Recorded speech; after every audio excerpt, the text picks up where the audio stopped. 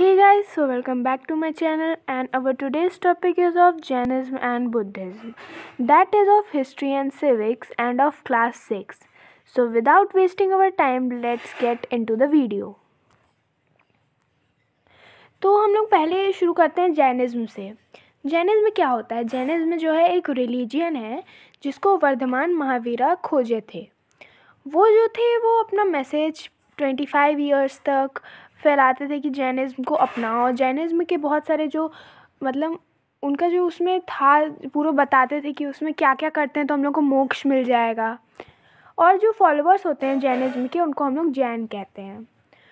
वो लोग बिलीव करते थे कि जो महावीरा थे वो 24th तीर्थंकर थे और सबसे आखिरी थे। अब तीर्थंकर क्या होता है? वो एक रिलीजियस टीचर होते हैं। अब महावीरा जो थे वो 540 BCE में, मतलब बिफोर क्राइस्ट एरा, तो 540 BCE में उनका जन्म हुआ था एक विलेज में जो कि वैशाली के पास था। और वैशाली जो था मतलब वो विलेज जो था पूरा बिहार में था। वो एक क्षत्रिय प्रिंस थे। अब क्षत्रिय क्या होता है?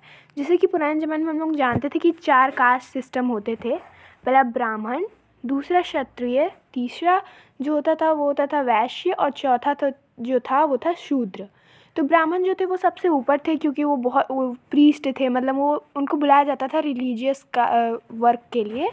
फिर क्षत्रिय जो थे वो उन लोगों को टैक्स नहीं देना पड़ता था, और वो जो थे कह सकते हैं कि जो राजा साइड से बिलोंग करते हैं वो लोग क्षत्रिय थे। फिर जो वैश्यास थे वो मर्चेंट, ट्रेडर्स, वो सब थे। और जो शूद्र थे वो थे जो मर्चेंट, ट्रेडर और बाकी सबके नौकर लोग होते हैं, वो लोग शूद्र थे। तो वो जो थे एक क्षत्रिय प्रिंस थे, मतलब वो एक प्रिंस थे। एक लिच्छवी ग्रुप था। लिच्छवी एक ग्रुप होता है जो वजी संकरा, मतलब जैसे कि बहुत सारे संघ होते हैं, मतलब किंगडम्स होते हैं, उसमें एक वजी किंगडम था। उसमें एक ग्रुप था लिच्छवी, वहाँ के वो प्रिंस थे, क्षत्रिय प्रिंस। वो एक रॉयल फैमिली से बिलोंग करते थे और उनकी जो शादी हुई थी वो एक यशोदा नाम की लड़की से हुई थी। वो मतलब हाउस होल्डर के लाइफ में बिल्कुल भी इंटरेस्टेड नहीं थे। वो चाहते थे कि वो जाएं, मोक्ष प्राप्त करें, इसीलिए वो जो थे 30 ईयर्स की एज में ही घर छोड़ के पूरा निकल गए एसेटिक लाइफ, यानी साधु वाधु का लाइफ जीने के लिए। और बाकी आगे के 12 साल वो जो थे एक फॉरेस्ट में रहे, बहुत हार्ड लाइफ, मतलब कौन उनको खाने को देगा और वो सब। उसके बाद फिर 42 की एज में वो बहुत ज़्यादा उनको स्पिरिचुअल नॉलेज हो गया, उनको एनलाइटमेंट हो गया, मतलब वो स्पिरिचुअल नॉलेज उनके अंदर आ गया।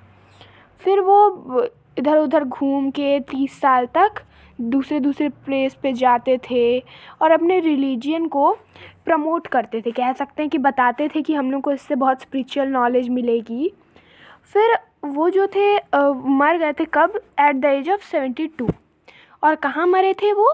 पावीपुरी में, जो कि राजगृह के पास है। अब महावीरा जो थे वो उनके 3 थिंग्स पे उनका ज़्यादा फोकस रहा था। वो था राइट फेथ, राइट नॉलेज और राइट कंडक्ट। इन 3 चीज़ों को उनके 3 रत्न भी कहते हैं या फिर 3 ज्वेल्स। वो सबको सिखाते थे कि हम लोग को कभी चोरी नहीं करना चाहिए, झूठ नहीं बोलना चाहिए, किसी को मारना नहीं चाहिए, चाहे वो कोई लिविंग बींग्स हो या ना हो, हम लोग को उन्हें कोई भी हार्म नहीं पहुंचाना चाहिए। और वो एक ऐसी मतलब लाइफ जीते थे जिसमें कोई वायलेंस नहीं था, पूरे नॉन वायलेंस था। और वो बिलीव करते थे कि जो पर्सन होता है, जैसे कि वो अगर गरीब पैदा हुआ तो वो उसके कर्म पे डिपेंड करता है कि हाँ वो पुराने जन्म में कुछ गलत काम किया होगा, इसलिए इस जन्म में उसको हार्ड लाइफ जीनी पड़ रही है। अब कर्म को क्या कहते हैं हम लोग? एक्शन भी कहते हैं। जब वो जो होता है वो उसके प्रीवियस लाइफ से कनेक्टेड होता है। और वही यहाँ पे बताया कि लो बॉन्ड पर्सन जो है वो भी इन 3 चीज़ को फॉलो करके मोक्ष प्राप्त कर सकता है। तो उनके जो फॉलोअर्स थे वो बहुत प्योर और अच्छी लाइफ जीते थे। और जो जैन मैन थे वो उनको मतलब कपड़ा पहनना अलाउड नहीं था। और कुछ लोग थे जो कपड़ा पहनते थे और लेकिन कुछ लोगों को वो नहीं था, मतलब 2 चीज़ में वो डिवाइडेड हुआ था। जैन के मतलब वो जो महावीरा जब मर गए थे तो उसके बाद 2 भाग में डिवाइड हो गए थे पूरे जैन। एक था दिगंबर और एक था श्वेतांबर। श्वेतांबर जो थे वो वाइट कपड़ा पहनते थे और दिगंबर जो थे वो एकदम कपड़ा नहीं पहनते थे। फिर वो जो थे वो लोग गॉड को रिस्पेक्ट नहीं करते थे और सारे रिचुअल्स जो थे वो रिजेक्ट कर दिए थे, कहते कि हम गॉड को नहीं मानते हैं। और जितने भी रिचुअल्स थे, रिलीजियस रिचुअल्स, उनको वो लोग रिजेक्ट कर दिए थे कि नहीं, हम हवन ववन कुछ भी नहीं करेंगे। फिर आता है, अब हम लोग बुद्धिज़्म के बारे में पढ़ेंगे। अब बुद्धिज़्म क्या होता है, बुद्धिज़्म को कौन ढूंढा, क्या क्या किए, उस सब के बारे में। तो सिद्धार्थ, जो बाद में गौतम बुद्धा के नाम से जानने लगे, वो जो थे महावीरा के बाद आए थे। और वो उनका जन्म जो हुआ था 560 BCE में हुआ था लुम्बिनी फॉरेस्ट में। और लुम्बिनी फॉरेस्ट जो था वो कपिलावस्तु के पास था, जो कि एक हिल था नेपाल का। और फिर वो जो सिद्धार्थ यानी गौतम बुद्धा थे, वो एक गण को बिलोंग करते थे, छोटा सा जो गण था। अब गना क्या होता है, वो जैसे कि हम लोग का कोई किंगडम होता है, उससे स्मॉल जो होता है उसको गना कहते हैं हम लोग को। और उस गना, कौन से गना को बिलोंग करते थे, वो शंख्य गना। वो भी एक क्षत्रिय ही थे और वो जो थे बहुत अच्छा लग्जरी लाइफ जीते थे। एक प्रिंसेस को मतलब उनका जो मैरिज हुआ था वो एक प्रिंसेस से हुआ था जिसका नाम था यशोधरा। उनका एक सन भी था जिसका नाम था राहुल। और फिर मतलब जो लेखक लोग हैं उनके हिसाब से एक ओल्ड मैन, एक सिक मैन और एक डेड मैन, ये तीनों जो थे गौतम को रियलाइज़ करवाए कि इस पूरे दुनिया में सिर्फ सफ़रिंग ही है, यानी मुश्किल ही है। और फिर एक एसेटिक यानी साधु का जीवन उनको रियलाइज़ कराया कि हाँ, इस मुश्किल में भी एक रास्ता है। तो वो अपने घर का पूरा कंफर्ट और वो सब लग्जरी लाइफ छोड़ के 30 साल की उम्र में चले गए एक मतलब वही एसेटिक लाइफ जीने के लिए, क्योंकि वो चाहते थे कि इस दुनिया की पूरी परेशानी में भी एक वे है, तो उस वे को फाइंड करने के लिए वो चले गए उस रास्ते को। फिर वो बहुत साल तक इधर उधर घूमे, बहुत सारा मीटिंग किए, बहुत सारे लोगों के साथ डिस्कशन किए, बहुत सारे थिंकर्स के साथ। फिर उनको खुद समझ में आया है फाइनली कि एक उनका खुद का पाथ है जो मतलब मेडिटेशन है। और मेडिटेशन वो कहाँ किए थे, एक पीपल ट्री के नीचे। उस पीपल ट्री कहाँ था, वो पीपल ट्री बोध गया में, और वो कहाँ था, बिहार में। फिर जब उनको एनलाइटमेंट मिल गई यानी बहुत सारा स्पिरिचुअल नॉलेज हो गया, तो वो बुद्धा के नाम से जानने लगे। और क्या, बुद्धा द एनलाइटेड वन। फिर वो अपना जो पहला जो स्पीच यानी पहला जो ज्ञान दिए थे वो सारनाथ में दिए थे। सारनाथ कहाँ है, वाराणसी के पास है।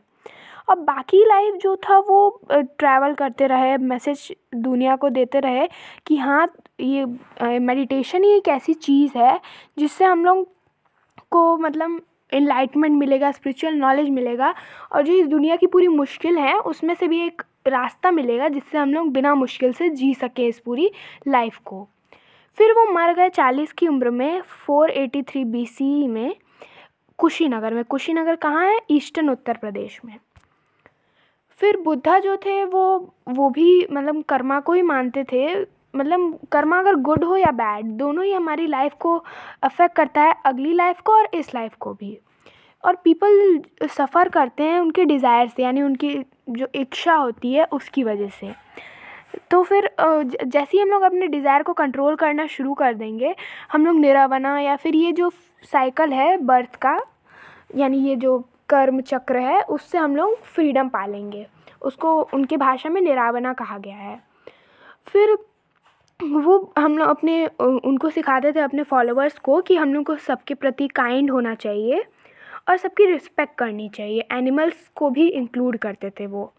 और वो कास्ट सिस्टम को पूरा रिजेक्ट कर दिए थे और वो रिलीजियस सिस्टम को भी रिजेक्ट कर दिए थे। वो भी भगवान में नहीं मानते थे। वो कहते थे कि हम लोग को झूठ नहीं बोलना चाहिए, चोरी नहीं करना चाहिए, और हम लोग को किसी को मारना चाहिए नहीं चाहिए, और हम लोग को किसी मतलब ड्रिंकिंग भी नहीं करना चाहिए। और फिर जब बुद्धा का डेथ हुआ तो फिर उनके भी फॉलोअर्स 2 पार्ट में डिवाइड हो गए, एक महायाना और हीनायाना। महायान जो थे वो बुद्धा को गॉड मानते थे और हीनायान जो थे वो बुद्धा को रिलीजियस टीचर मानते थे। तो हम लोग का जो सेशन है वो यहीं पे ख़त्म होता है। ये सेशन पसंद आया होगा तो इसको लाइक कर देना। फिर हमारा अगला सेशन होने वाला है ज्योग्राफी का। तो रेडी रहना, तब तक के लिए बाय बाय और टेक केयर।